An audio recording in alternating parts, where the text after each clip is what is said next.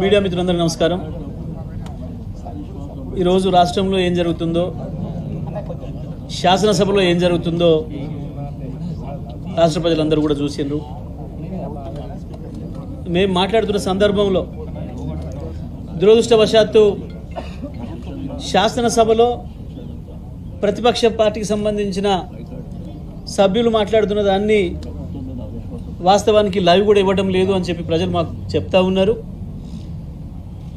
అయినప్పటికీ కూడా ఈ ప్రభుత్వం నిజాన్ని దాచిపెడతామనుకుంటే సాధ్యం కాదు. శాసనసభలో ఒక్కరోజు కూడా అన్పార్లమెంటరీ వర్డ్ కానీ, ఇతరులు కించపరిచే విధంగా కానీ, శాసనసభ ఉందతనాన్ని తగ్గించే విధంగా కానీ ఎప్పుడు కూడా నేను మాట్లాడలేదు. ప్రత్యేకించి చైర్కు సంబంధించి స్పీకర్ గారి అధికారాలు ఏందో, స్పీకర్ గారి విధులేందో అన్నీ కూడా నాకు తెలుసు. సీనియర్ శాసనసభ్యుడిగా ఎక్కడ కూడా స్పీకర్ గారి గౌరవానికి భంగం కలిగించే పద్ధతిలో కూడా నేను మాట్లాడలేదు. ఇది కేవలం ప్రభుత్వ కుట్ర. ఈ చర్య స్పీకర్ గారు కూడా సమ్మతిస్తారని నేను అనుకోవడం లేదు. ఎంత దురదృష్టం అంటే, జరిగింది చర్చ నాకు కాంగ్రెస్ పార్టీకి మధ్యలో, ప్రభుత్వానికి నాకు మధ్యలో. స్పీకర్ గారు పెద్ద మనిషి గారు రెఫరీగా ఉంటారు కాబట్టి నేను స్పీకర్ గారిని పదే పదే రిక్వెస్ట్ చేసిన. కాంగ్రెస్ పార్టీకి సంబంధించిన సభ్యులు ఇద్దరు దాదాపు 1:20 మాట్లాడారు. అప్పుడు మా సభ్యులు ఒక్కరు కూడా అభ్యంతరాలు చెప్పలేదు, ఎటువంటి మధ్యలో అవాంతరాలు కల్పించలేదు, సాఫీగా మాట్లాడుకున్నారు వాళ్ళు. స్పీకర్ గారు నాకు అవకాశం ఇచ్చారు. బీఆర్ఎస్ పార్టీ నుంచి మాట్లాడే అవకాశం పెద్దలు కేసీఆర్ గారు నాకు ఇచ్చిండ్రు ఈరోజు మాట్లాడమని చెప్పి.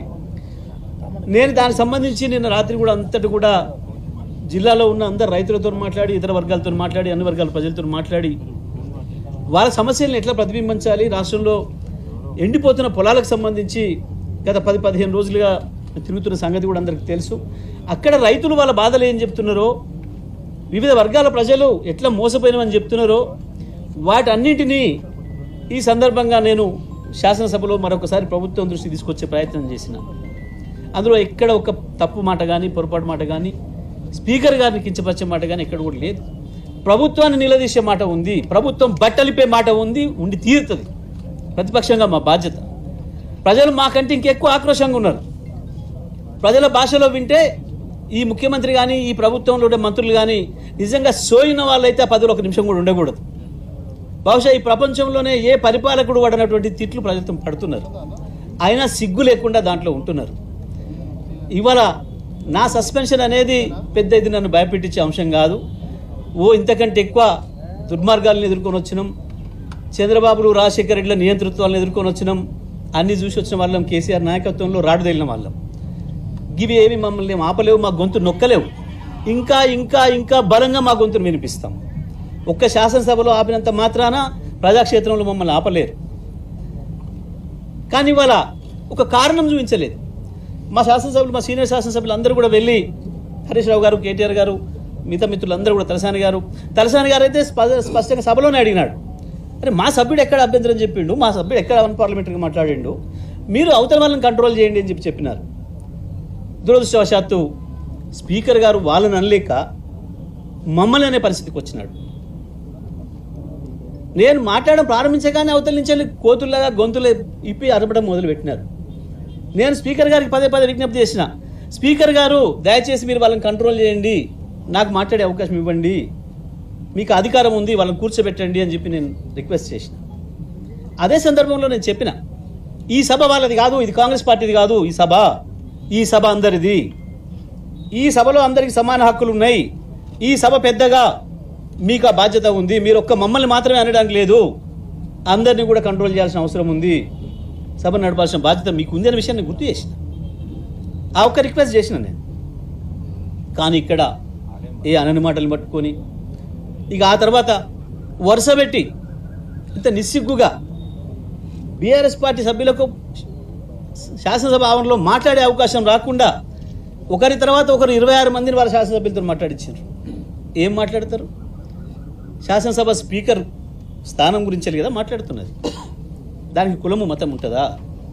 అయినా దళితుల గురించి మాట్లాడాల్సి వస్తే ఈ రాష్ట్రంలో ఎక్కడ ఏ శాసనసభ నియోజకవర్గ స్థానంలో ఎక్కడ ఏ మున్సిపాలిటీలో ఇచ్చినారో లేదో తెలియదు, కానీ నా దగ్గర సూర్యాపేటలో నా మున్సిపల్ చైర్మన్ జనరల్ మహిళా స్థానంలో ఒక ఎస్సీ మహిళా సోదరమణికి అవకాశం ఇచ్చి 5 సంవత్సరాలు విజయవంతంగా పూర్తి చేయించిన ఒక అద్భుతమైన పరిపాలన చేసి మంచి పేరు తెచ్చుకుంది. మధ్యలో 4 సంవత్సరాలు జరిగిన తర్వాత ఇదే కాంగ్రెస్ పార్టీ కుట్ర చేసి ద్రోహపూరితంగా ఆమెను దించేసే ప్రయత్నం చేస్తే, ఆమె పదవిని తీసేసే ప్రయత్నం చేస్తే అడ్డుకొని కొట్లాడి ఒంటరిగా మళ్ళీ ఆమె నిలబెట్టుకొని ఆమె పదవిని కొనసాగేటట్లుగా ప్రయత్నం చేసి 5 సంవత్సరాలు పూర్తి చేయించింది. గది నా కమిట్మెంట్ ఏందో సూర్యాపేట ప్రజలకు తెలుసు, నా తుంగతుర్తి ప్రజలకు తెలుసు, 4 జిల్లా ప్రజలకు తెలుసు, ఈ రాష్ట్ర ప్రజానికి అందరూ కూడా చూసింది.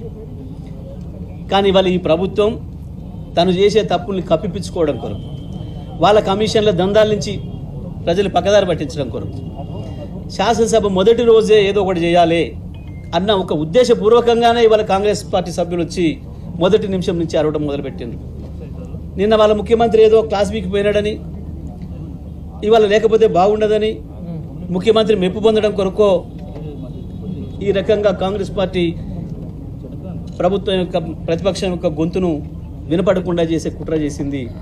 దాంట్లో భాగంగానే ఇవాళ నన్ను సస్పెండ్ చేసింది.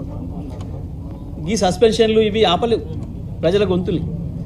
ఏవి లేనాడు కేసీఆర్ ఒక్కడిగా బయలుదేరి ఒకరొక్కరిగా మమ్మల్ని తయారు చేసి మొత్తం ప్రపంచానికి తెలంగాణ గొంతును వినిపించి తెలంగాణను తీసుకొచ్చిన కేసీఆర్ నాయకత్వంలో రాడు తగిలిన సైనికులకు మాకు గివి పెద్ద సమస్య కాదు.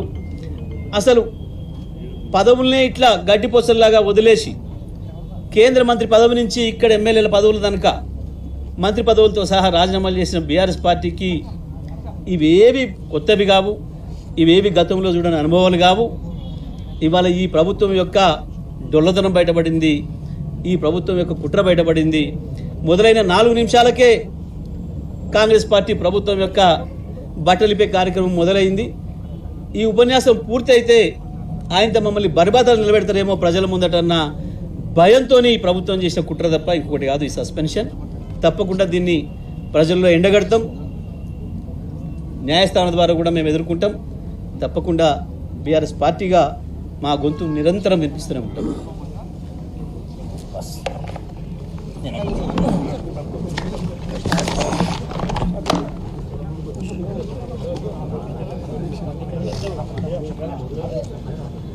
రాష్ట్ర శాసనసభ చరిత్రలో ఈరోజు ఒక చీకటి రోజు.